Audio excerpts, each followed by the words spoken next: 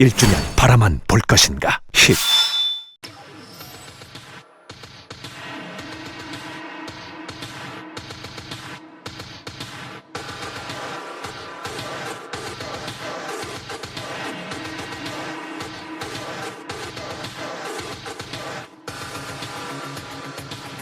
Welcome, ladies and gentlemen, to the 2016 League of Legends KeSPA Cup.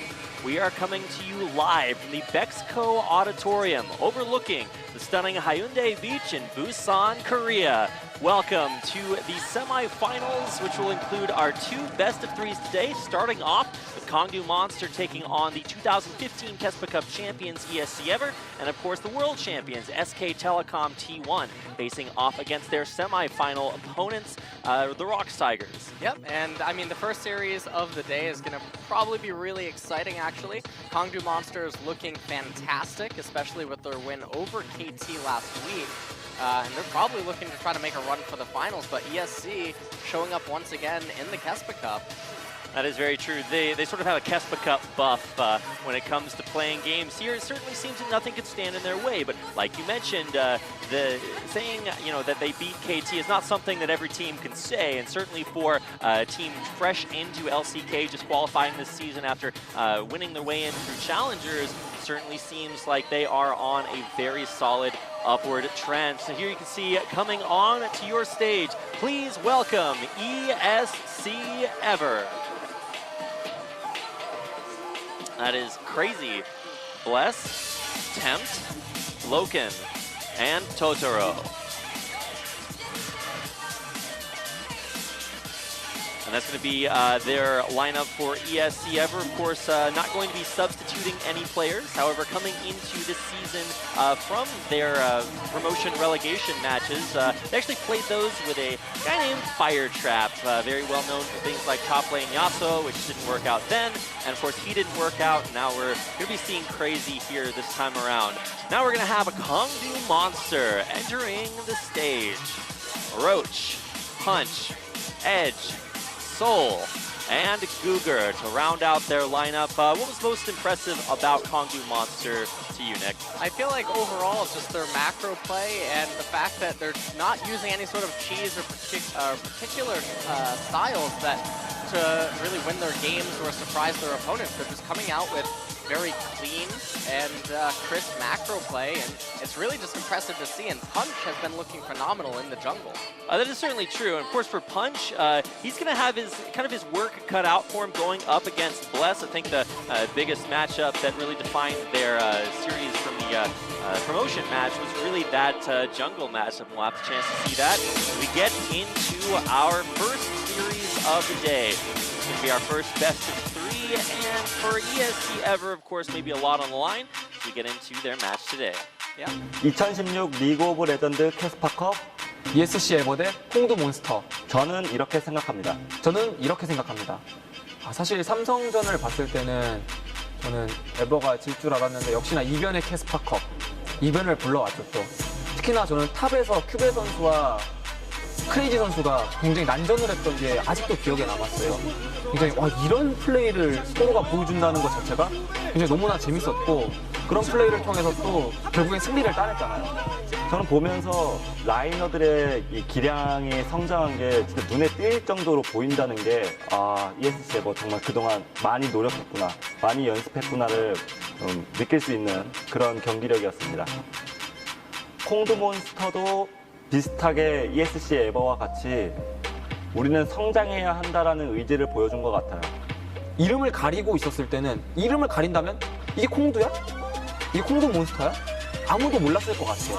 특히나 구버 선수의 알리스타도 굉장히 인상 깊었고, 소울 선수의 캐리력도 굉장히 눈에 띄었어요. 그만큼 콩도 몬스터의 바텀 듀오가 굉장히 활약을 잘해주고 있었고, 저는 진짜 이 팀이 조금 더 발전을 해서 나머지 팀들에게도 굉장히 큰 위협을, 이번 캐스파컵의 이변을 만들어낼 수 있는 팀이 될 수 있다고 생각을 해요. 결국 불안 요소는 딱 챔피언인 것 같아요. 정글에서는 앨리스, 서포트에서는 쓰레쉬를 굉장히 많이 썼어요. 블레스 선수는 특히나 정글 챔피언 폭상하면서 많이 밀리거든요. 앨리스를 제외하고는 좀 숙련도가 많이 떨어지는 모습을 계속해서 보여줬거든요. 그래서 그 이상의 카드를 뭔가 가져오지 않는다면 상대하는 팀 입장에서는 좀 너무 뻔할 것 같아요. 아, 너희들 이거밖에 못하잖아. 이 챔피언 위주로 하잖아. 너희들 이 챔피언 숙련도는 높지만 나머지 카드로 한번 나와 싸워볼까? 이런 느낌으로 가면은 좀 굉장히 많이 불리할 것 같아요. 저는 불안 요소라면 탑미드의 라이너들에게 조금 있다고 생각해요.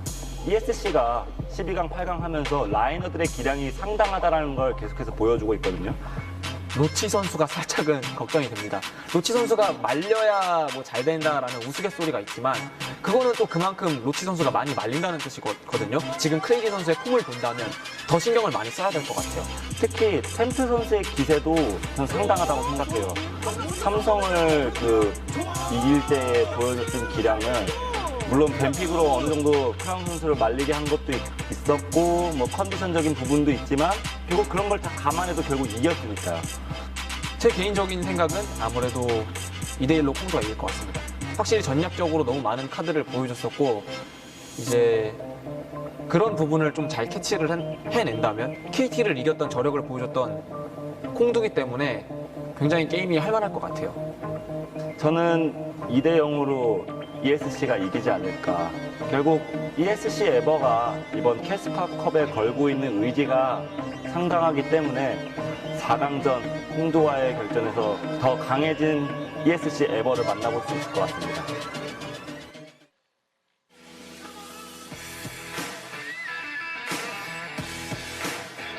And welcome, ladies and gentlemen. We are here. You're going to get a chance to check out our caster area here in a second. Coming to you live from the Bexco Auditorium here in Busan. I recently learned what Bexco stands for. It's Busan Expo Convention Center. There we go. I didn't know that. Yeah, I figured it out the other day, so now you guys know too. We do want to welcome you to tonight's games. We're going to be here today and tomorrow for the KeSPA Cup semifinals and grand finals. We certainly hope you guys enjoy your time here with the broadcast because it's actually just so sick. If you're not here and you can be here, then get here. It's going to be an amazing semifinal. Of course, starting off with KONGDOO Monster and ESC Ever. We got to hear a little bit of our Korean caster opinions on those games. So just going up against each other, we saw Helios predicted a 2-1 KONGDOO Monster win, and Captain Jack predicted a 2-0 Ever win. So a lot of differing opinions there, a lot of different things that they highlighted as strengths and weaknesses between both teams. What do you think is going to be the biggest thing to watch in this best of three? I really think it comes down to the jungler matchup. I think that both Punch and Bless are extremely crucial for both of their teams. I think that when ESC did beat Samsung, Samsung was looking a bit out of form, and I do feel like Crown played relatively poorly. And when Crown is playing poorly, the rest of Samsung is certainly basically going to falter. Right. I think it was actually Captain Jack that mentioned Tempt's momentum. When he gets going, it's actually just so insane. We also, earlier on, I believe round of 12, got a chance to see Loken play an 80 carry Varus, which we also saw highlighted elsewhere in the tournament as something that works pretty well when it does get going as well. So lots of things to keep an eye on and really keep under check or in check to not let ESC ever really get that momentum behind them. Yeah, and remember, this is still patch 6.21, so we are not yet in patch 6.22. So the meta, for the most part, is still very, very close to the world's meta. And as you did just mention, the Varus pick probably going to be the most surprising pick that we might continue to see going forward. And there's definitely a possibility that it comes out today, given that it is a flex pick for ESC. Yeah, you can't really say that about most teams, having a Varus as a flex pick. Lots of things to talk about as we get ready for our first best of three. It's going to be game number 1, picks and bans, starting up here in just a moment. So I am certainly extremely excited about that. And we talked about flex picks. We talked about some unique strengths and weaknesses to watch out for both teams. So some things to keep an eye on to get ready for champion picks and bans.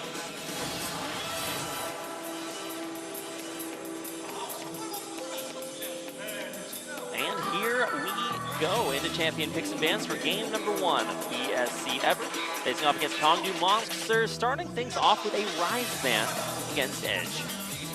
So Rise, pretty standard ban right now. Now, they are blue side, so ESC Ever probably not likely to actually ban away Syndra. We have seen Tempt play it twice so far this tournament, 1 win and 1 loss.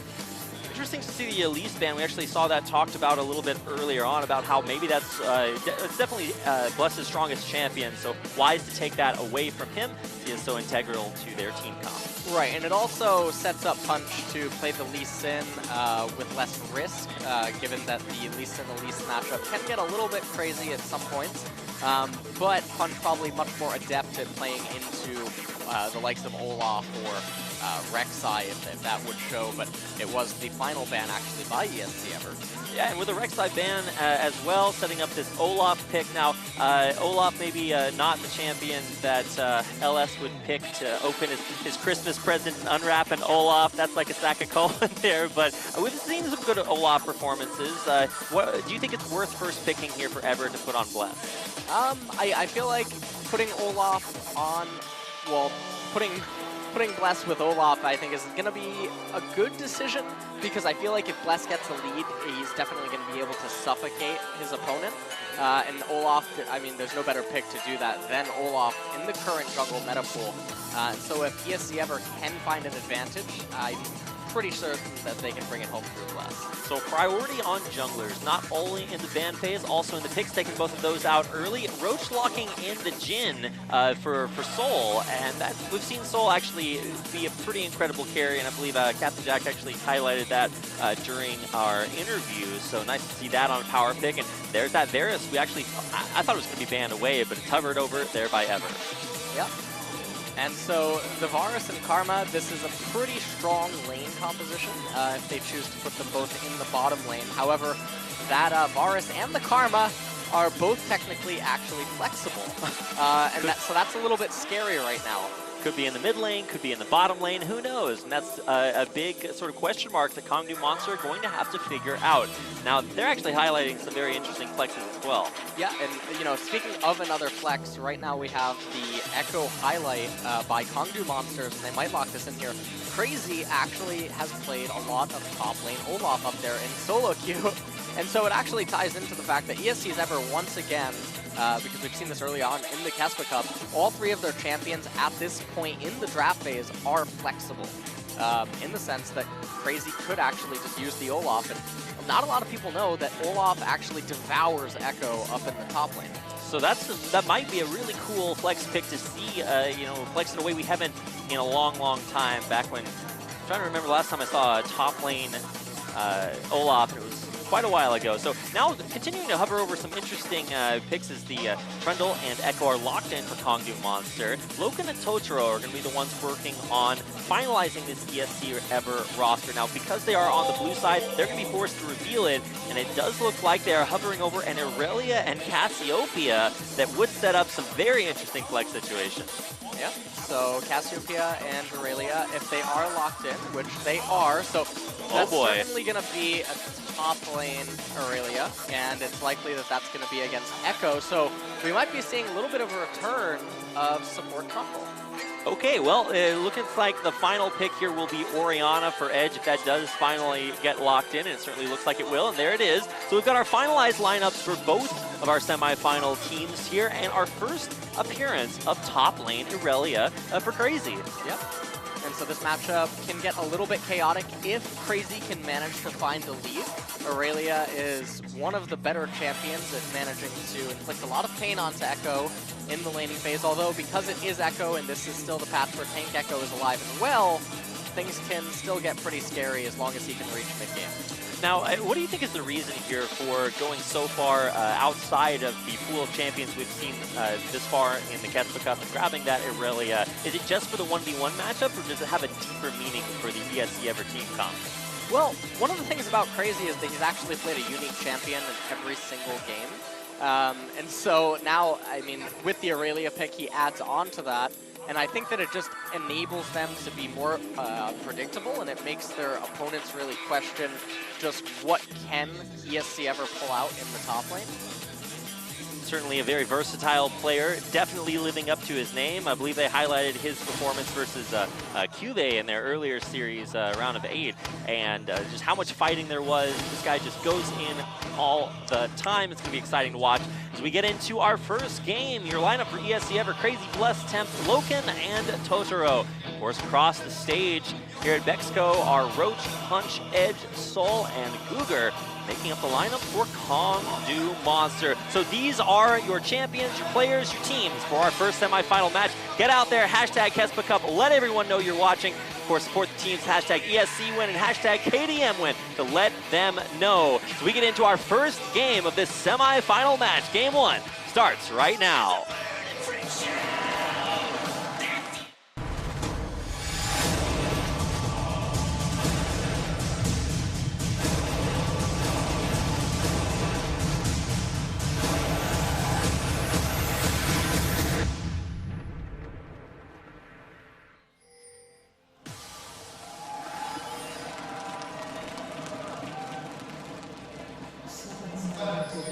With a huge cheer from our Bexco Auditorium audience, we are getting into our first game of this best of 3 ESC Ever. On the blue side, taking on KONGDOO Monster.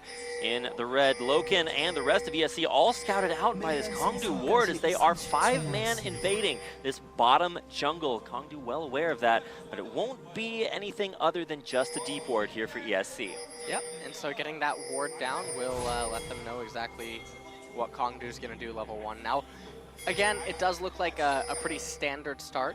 Normally, in the KeSPA Cup, we've almost always seen fans, and I think that, okay, well, this is going to get maybe a little bit crazy as KONGDOO Monsters knows that all 5 of ESC's members are actually moving across the map, but this might be a psychological ploy. Now they are making sure to avoid most common ward positions, and you can see even Tempt as he walked back to mid didn't walk over that ward and take maybe some free poke from Edge on his way back to mid, so trying to stay safe, but Bless and Crazy will be spotted out by a ward, just like Googer and Soul are on the opposite side of the map.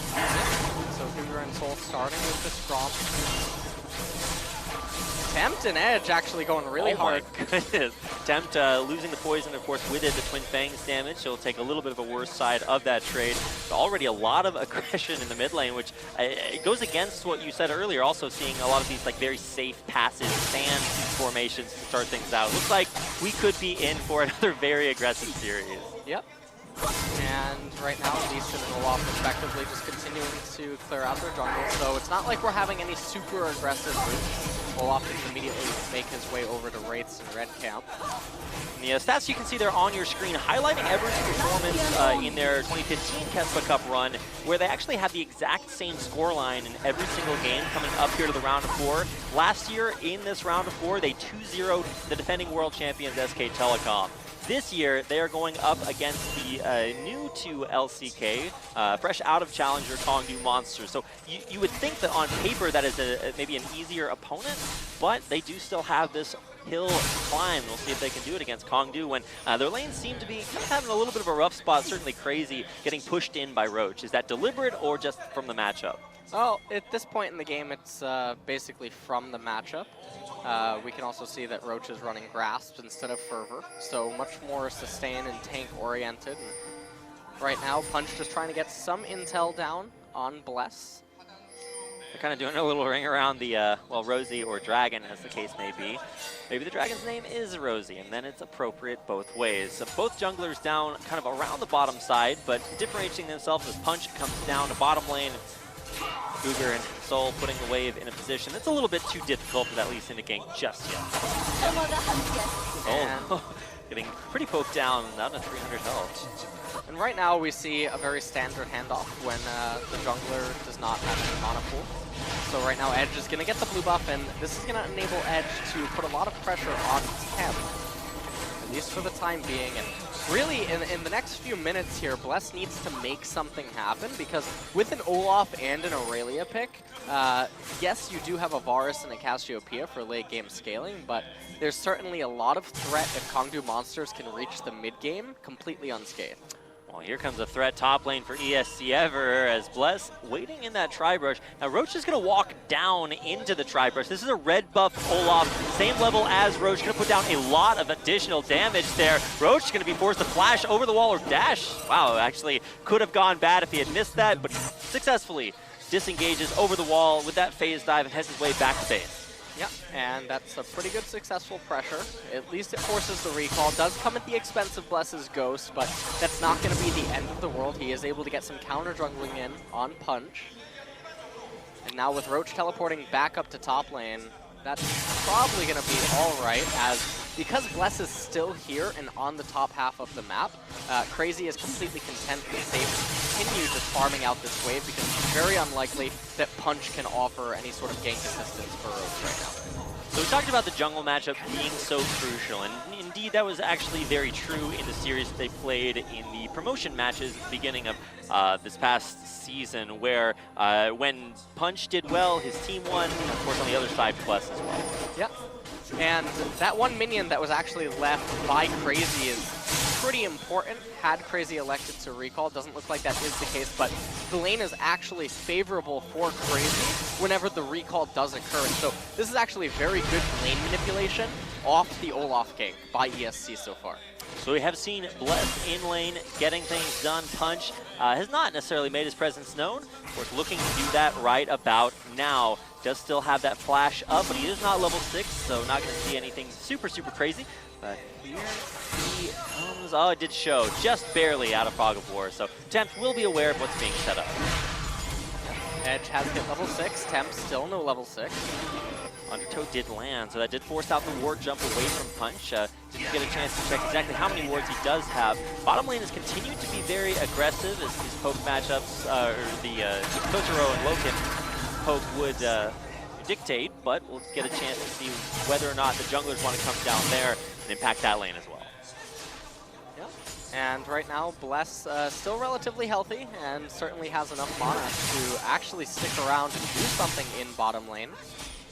And as we're watching top lane, one of the questions I'm asking myself is if we're going to actually see Crazy opt into Wit's End this game due to the fact that they have a double AP composition on his team. So both junglers know exactly where the other jungler is. A lot of poke down onto Guger as he backs off. This is kind of interesting. What changes about this 3v3 dynamic when both teams know where the other jungler is? Well, any match or counter gank by Lee Sin is probably going to result in the death of one of the ESC champions. Any sort of counter or match gank by Lee Sin in any of these lanes really is going to be pretty catastrophic for ESC ever. So it's really going to come down to Bless's ability to find openings to create ganks where he knows that Punch is likely to be absent. And we should probably take this opportunity to talk a little bit about not just the early game, but where this is going to take us. As far as both of these two team compositions go, who do you really think comes out with the better early game, better late game? What are the objectives here?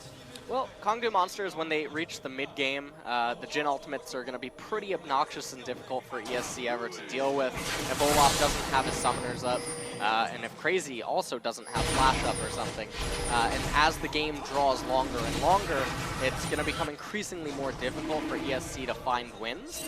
And this Inferno Dragon, definitely a lot better for KONGDOO Monsters than it would be for ESC ever, so they probably have their eyes set on that in a few minutes. All right, so that should give us a little bit of early action if that is the objective that is prioritized. Looks like still attempting to impact this top lane. Punch in the area. And of course, with Roach clearing out this pink ward, that would set up a good opportunity for Punch to come back in. Crazy able to dash right back to the minion wave. He will be safe from that Punch gank for now. Bless clearing his red buff. Totoro just trying to get some vision in right now, and he's mostly just doing this because this is a pretty safe downtime. It's unlikely that KONGDOO Monsters can try to make any sort of dive attempt against Loken. Loken relatively safe down there, having hit level 6 and having both his summoners up.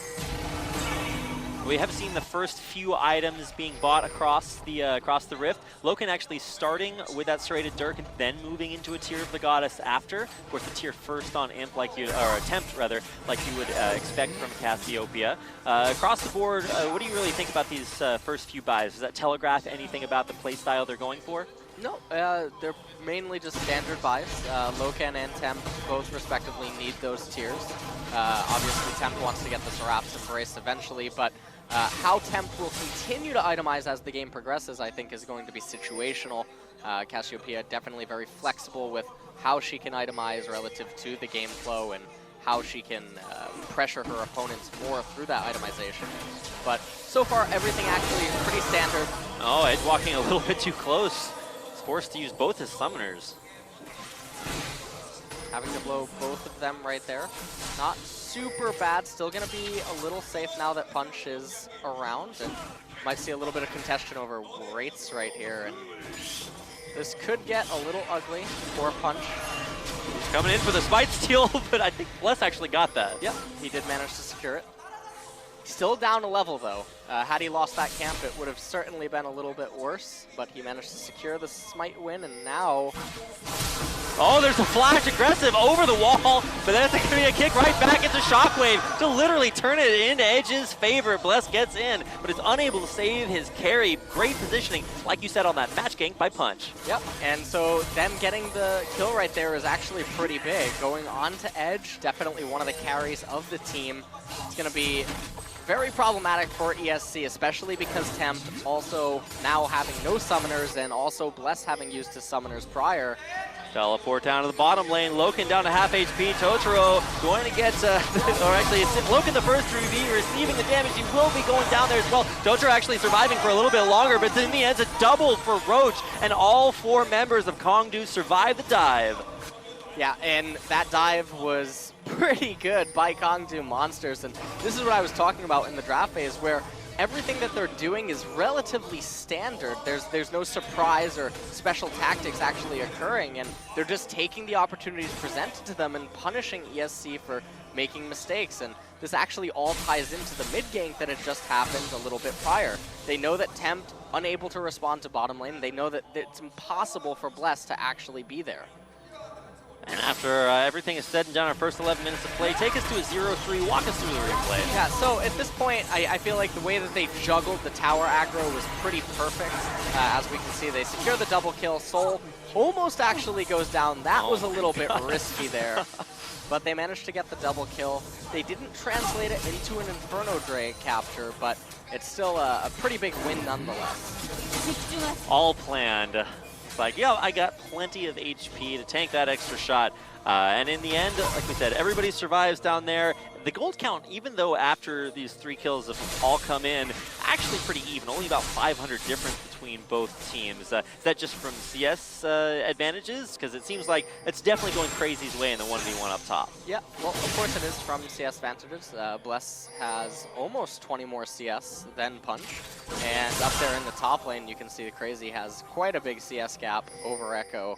And Echo actually opting into the Sunfire Cape first item versus the Trinity Force of Crazy.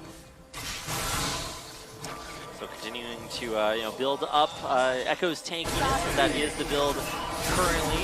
Guger walking pretty far forward. He does subjugate Totoro out of the lane, at least for now. And here comes in this curtain call. See how well they can dive it. Totoro will continue to get hit there off to the back. A nice block there, but Shockwave coming in onto Tempt. He's the perfect dodge by Edge. Turns it right back around. Impeccably played. That's another KONGDOO kill. That was so well played by Edge right there. And oh my god. That can't feel good if you're Tempt right now. That definitely is going to get under your skin because that was just a soul read by Edge. When you know exactly what is coming, you just turn right back around. Oriana, the ball's already out there, avoids the stun, brings it back, and takes out Tempt again. After, it seemed like the first time, Tempt was the one who made that somewhat over-aggressive flash over the wall, but let's watch this one more time. So Edge ults a little preemptively, and then that was just, that was so beautiful by Edge. And, I mean, it's a solo kill nonetheless. Bless was trying to come, couldn't get there in time. Now, ESC ever saying that, well, never mind, they canceled the teleport. I feel like they were saying that, okay, we need to make something happen, and they certainly do, because their team composition is one that benefits from accelerating and having a very explosive mid-game where they need to secure leads over their opponents, and thus far, they haven't gotten any. Crazy actually going to deny not only proxy farm a wave, push Roach back to base, and deny him an entire wave at turret, or will he? Roach actually using the ult trick to get back up the top lane with a chrono break. That was thought he was actually going to lose most of that experience. But after that cancel came in from Crazy, what do you think was the misconception there? Because it does seem like a few plays on ESC are less communicated than you'd expect. Yeah, they're definitely looking a little bit lackluster compared to the level of play that we've seen from them early on in the KeSPA Cup. And I don't know what necessarily to attribute that to. I feel like that was an opportunity that they could have abused the teleport from Crazy to try to secure a Drake, but I don't fully know why they canceled. And now KONGDOO Monster is going to be the one to get this Inferno Dragon, and this is so big for Orianna. Yeah, it's uncontested. KONGDOO do pick it up. Not a flash, it's a ghost on Bless, so he won't be able to get in there for any steals. He is down on the bottom half of the map though, so might be looking to turn something around. Do have ults for both AD carries, so Loken could try to block someone down and maybe allow the Olaf a chance to engage. But the ward game really from KONGDOO is scouting everything out that they could ever do. Yeah, and the ward basically the ward game from KONGDOO basically being focused on the bottom half of the map enables Punch to actually be a lot safer with his jungle roots, in the sense that it's extremely difficult for ESC to actually coordinate ganks in the bottom lane there. But one thing that KONGDOO has to be cognizant about is that the top lane First Blood Tower is still a very real threat, and they don't want to lose that too crazy, because Irelia getting that First Blood gold is one of the things that ESC could definitely use to propel them into an advantage moving forward. Now we've already seen First Blood go to KONGDOO, First Tower Blood still out there for one team to take or another, and it does seem like Crazy's sustain in lane has been pretty good. Trinity Force now completed the big power spike that Roach is going to have to watch out for, and as both of the top laners will now have their teleports up, it's not just the 1v1, you got to keep an eye on their global pressure across the map. Now Pillar coming out there, pushing Totoro back, nice job denying, getting locked down there by the Deadly Flourish. Mid lane though, it's going to be Punch and Edge that push the weakened Tempt out of lane. Yeah, and so rather than Punch actually having to move to the top side of the map, where his presence would definitely be a lot weaker, he instead elects to go mid lane and rush down that First Blood Tower. Now they're looking to make a play again onto bottom lane. 4 champion strong. Here comes the curtain call. Goober's actually pretty weak there. He goes forward. He will subjugate there to start tanking this up. And there's Lee Sin going in for the dive. Beautiful flash from Totoro. Keeps himself safe. But it's a dancing grenade that comes in and picks up Soul his kill. Crazy teleporting in, trying to stay alive, and he will survive there in the end. It's a 1-0 exchange in KONGDOO's favor. Yep. And, I mean, with that victory, they're going to be able to back up here. And I don't think that ESC are actually able to take this any further without Loken, as they have no way to pressure KONGDOO underneath their tower. So we're going to take a look at this again. And Soul, with the curtain call, inflicting a ton of damage. Punch a little bit slow on the kick onto Loken, but it doesn't matter anyway. Soul ends up picking up that kill. The exhaust comes out onto Crazy, and Edge manages to escape. And it didn't matter that Tempt had showed up because it was already too late. Yeah, I mean, the teleport coming in from Crazy almost evened that up, but a last-second exhaust, like you said, kept Edge safe, even after he did kind of miss that shockwave, but created a big zone that let KONGDOO capitalize on those kills. Now back from base, getting more for their efforts. They pick up first turret, killing bottom lane, and rotating through that bottom jungle, Punch rather stealing that red buff away. Yep, and Punch getting that red buff and now being on the bottom half of the map. And this is intentional. The way that he's been playing the map and acknowledging that his weak side was up there in the top lane, and how they basically placed all of their wards in the early and mid game thus far have been perfect. And you can see that ESC haven't been able to really react to it that well, and it just enabled KONGDOO to punish all the mistakes that ESC ever were making. Punished they have been, and ever, while they may be strong up there in the top lane, you can see that absolutely gigantic 60 CS lead for Crazy over Roach.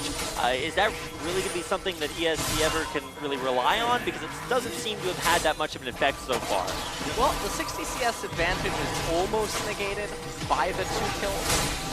Not entirely, but it's not enough of a lead that ESC would want up there on that Irelia. And so while the Irelia is strong and it's certainly always a threat, especially in the split push, Crazy not having Flash up for this next dragon that's coming up soon, and not having Teleport means that it's going to be relatively easy to contain.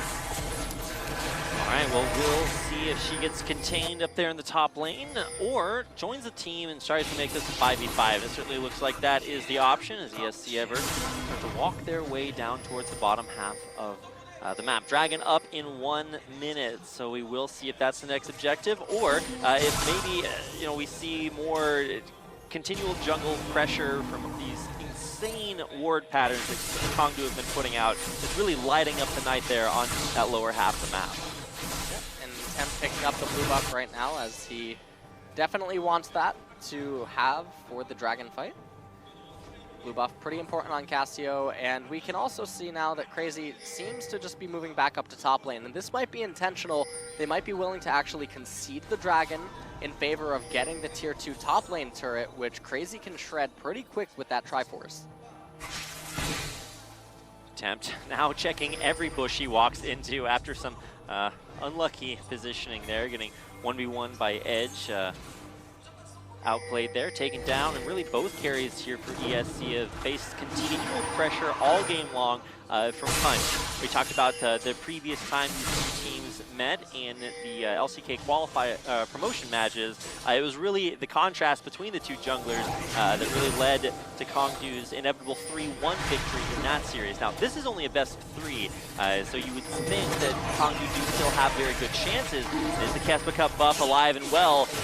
Can ESC Ever secure this dragon? They are on it. It's down to about 2k HP. It's going to be a smite fight in the end. It's actually Tempt that comes away with a nice dragon for ESC Ever. The curtain call comes out, chunks Bless out, but now it's actually Crazy that might be in a little bit of trouble. That's going to be a passive put to use, allowing Aurelia using the Ionian Fervor to get out of dodge.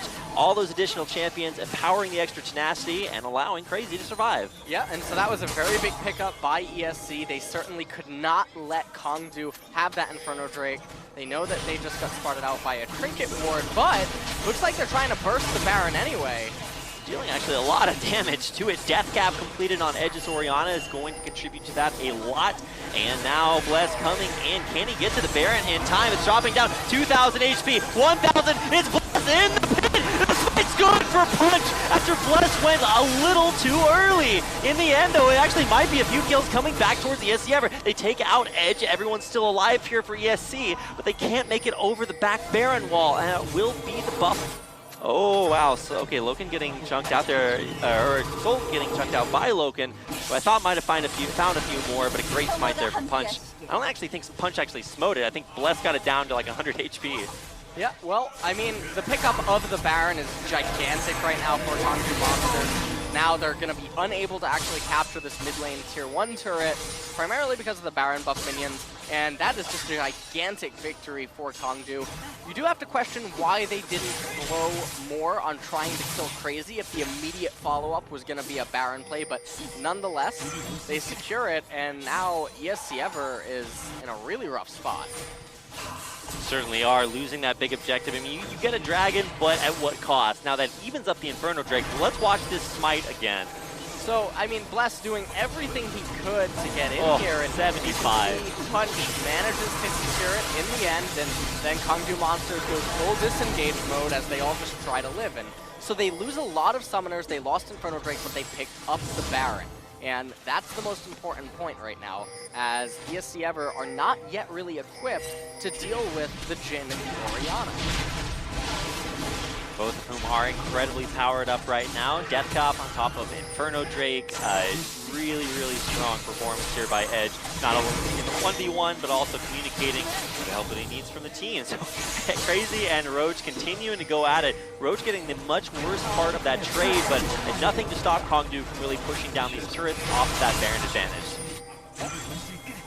And right now, I mean, as they move on to this bottom lane turret, I don't think it would be a very wise choice to actually take a fight. I feel like this would be a scenario in which you would regroup and fight for better positioning, especially because top lane and mid lane could be manipulated a little bit better for KONGDOO Monsters, but it does look like they just want to siege for a little bit.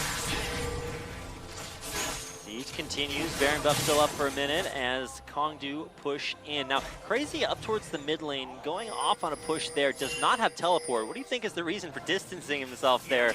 I mean, coming back now, but kind of an interesting path to take.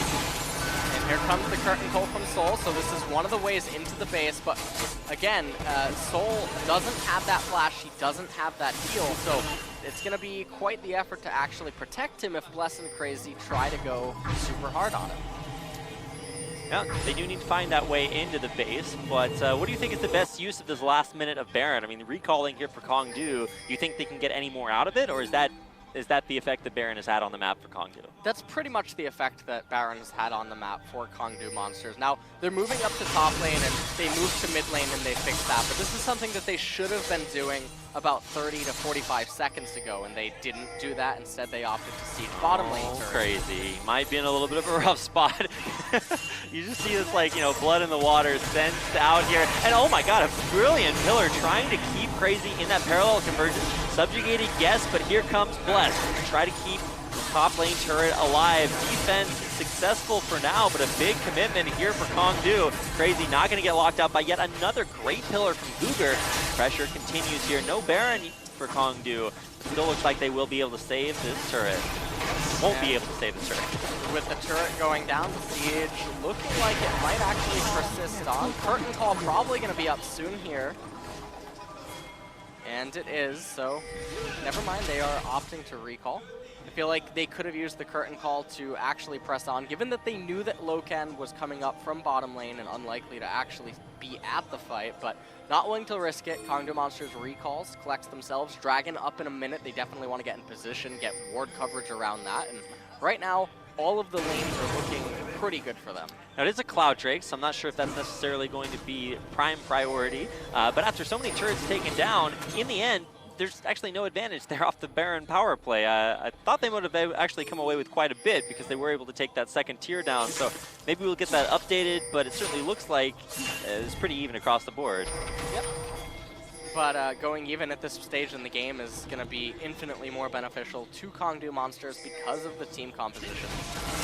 All right, well, we're continuing to watch now the top lane matchup, which has gotten more and more in Crazy's favor, but you really have to look towards the rest of the map to find out the true story, and I think for me it's got to be the 80 carries, a big performance by Soul, continuing to not even just get the kills, but these curtain calls are setting up so much, and might be setting up more action in onto Loken. They use the Youmu's just barely able to get out alive. Now Dragon gonna be up, and this might just be able to be two-manned by KONGDOO Monsters if they elect to do that, and it does seem like that will be the case, or even soloed by Soul. I mean, he's got the name in his name, so maybe trying to live up to it. A little bit of poke onto Bless, who will be forced to use that Ragnarok just to not get down, knocked it down by the Deadly Flourish. Edge takes a lot of poke there in the back, and here comes the curtain call. Try to get this fight started in a good spot. Nice dive there by Crazy, pressuring Soul out. But Crazy actually going to be the first casualty of the fight here as KONGDOO take him down. Now Cougar actually going to get dropped by Bless as the rest of ESC try to kite back and allow this crazy poke damage from Loken to really come out and try to disengage. They do so successfully. It's a one-for-one exchange. Crazy for Cougar, though, looks pretty good for KONGDOO. Yeah, and that's certainly going to be a victory. They're going to pick up the Cloud Drake, and honestly, if Temp didn't land that ultimate, that fight would have gone a lot worse for ESC ever, so certainly saved them right there. But it just seems like they are preventing the inevitable, and we're going to take another look at the team fight. So Crazy actually able to find a very nice way onto Soul. Unfortunately, it was denied by KONGDOO Monster's ability to collapse back onto Soul and save him from that burst. And Temp, you can just see him kiting out right here, and Bless just trying to run around. He gets a little bit of a slow from the undertow, but nonetheless, both teams just able to disengage, but ultimately it's a victory for KONGDOO Monsters. They do still continue to come out ahead, and now with one more kill coming Roach's way, making up for really the only CS advantage that was previously doing something for ESC ever. Now, jungle still looking decent for them, but just the team play for KONGDOO on the same page. And now that Baron is back up again, you have to imagine that this time KONGDOO cross their I's, dot their T's, or in the opposite order, but not going to allow Bless another opportunity to almost get in there for the steal. Yep. And with Baron being on the board and KONGDOO Monsters, they're also going to have Summoner Spell advantage for the next fight. They won't have it up on Roach, which does affect some of their parallel convergence plays, but that's not how they really need to be playing. All they need to really do is use the Curtain Call, constrain ESC Ever to very tight areas of the map, and all they have to really do is survive Olaf's ultimate and his ghost, and at that point ESC Ever is going to run out of fuel, and it becomes too easy for Soul and Edge to just finish off the team. Wave clear good enough from ESC to stop the siege so far, and enough positioning, enough flank wards just to make sure that they are safe from anything Crazy wants to do. It's going to be so difficult for him to get around the corner. Loken just trying to clear the wave up top. Now, as far as the side lane positioning goes, the siege does continue to intensify. ESC looks like they might just have to go for it to risk losing their turret. They will back off. So much damage from the back line of KONGDOO's Soul and Edge, able to eventually take that turret out, and now only one outer turret remains as KONGDOO disengage. Back for Baron. Yep, and them going into the Baron pit and basically having the high ground is going to be extremely difficult for ESC to actually penetrate. Because from this angle, trying to approach onto the river as ESC Ever is way too difficult. And if you guys watched a lot of Star Wars, you know the high ground is a pretty good advantage to have, and KONGDOO have certainly secured that for now. Now, Recall's coming in here. We'll spend a lot of gold. It's going to be the Dominic's, Lord Dominic's Regard completed there for his Soul. Full host of items for Edge, as he is now 3.5 items strong. The extra Randuins, or not extra, but Randuins completed their punch, as well as Roach, who's really pretty on par, despite having a little bit of a rougher lane phase. I mean, Tank Echo doing what Tank Echo does best now that he has his real core items. Yep. And with Echo basically being at his peak right now in terms of itemization, and Aurelia did complete her Guardian Angel, so there is a chance for Crazy to go a little bit harder than he normally would. The problem is still going to remain that they don't really have a lot of damage on their main carries outside of Tempt. Loken, not really at that point. You did just see that he does not yet have Muramana, although he has transformed his gear. So I will allow it to maybe stack a little bit more. Now, Bless has been forced to Ragnarok to prevent himself from getting locked down. He's going to run back to his team, but that's actually going to pull punch back in there. They kick Totoro back into KDM. But with Oriana Ball coming forward, not finding anything, Totoro will go down. It's going to be a deadly rose there, and a big combo on it. ESC Ever, they get dropped, and now Crazy, the last surviving member, the parallel convergence into Shockwave. It destroys the rest of his team, and no matter how much Crazy might want to turn that around for a kill, in the end it's his own untimely demise. Guardian Angel not going to guard him hard enough. A flash over the wall into the Raptor pit, but they will still find him with a full 5-for-0 ace. KONGDOO close in for the win. Yeah, and KONGDOO pushing straight up mid lane. Now, they can't end the game right here. Totoro will actually come up. Actually, they might be able to. I think it depends how they actually juggle the tower aggro and what Totoro can do with his Qs.